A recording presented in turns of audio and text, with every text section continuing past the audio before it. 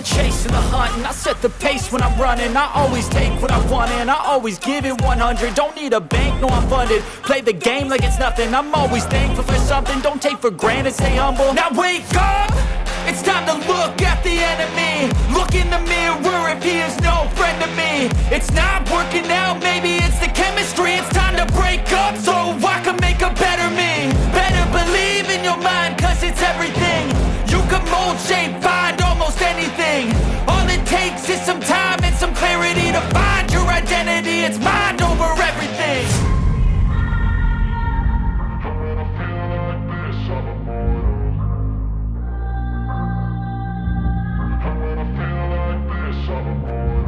And when I feel like this, I'm immortal.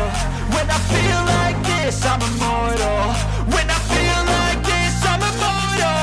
When I feel like this, I'm immortal. Don't be scared.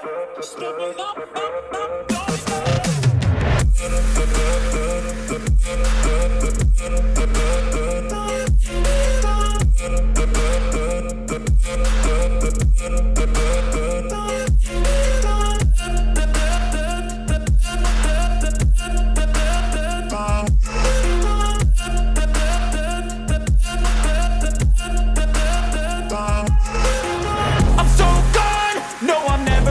Back. I won't stop, I'ma fight until there's nothing left. It's so on, you're gonna be hurting bad, cause I've been to hell and back. You don't wanna make me mad, I stay strong, you will never see me crack. And if you get in my way, you're gonna feel the wrath.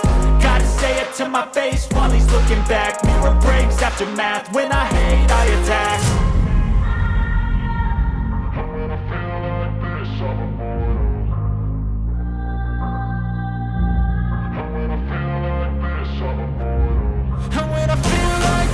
I'm immortal. When I feel like this, I'm immortal.